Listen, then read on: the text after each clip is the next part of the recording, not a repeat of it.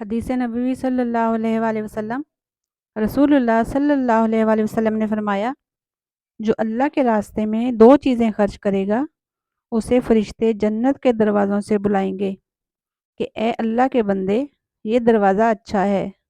پھر جو شخص نمازی ہوگا اسے نماز کے دروازہ سے بلایا جائے گا، جو مجاہد ہوگا اسے جہاد کے دروازے سے بلایا جائے گا،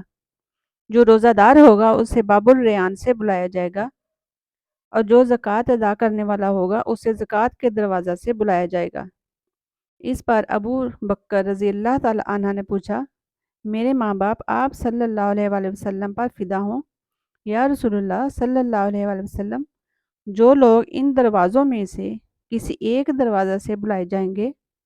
مجھے ان سے بحث نہیں، آپ یہ فرمائیں کہ کیا کوئی ایسا بھی ہوگا جسے ان سب دروازوں سے بلایا جائے گا؟ آپ صلی اللہ علیہ وآلہ وسلم نے فرمایا کہ ہاں، اور مجھے امید ہے کہ آپ بھی انہی میں سے ہوں گے۔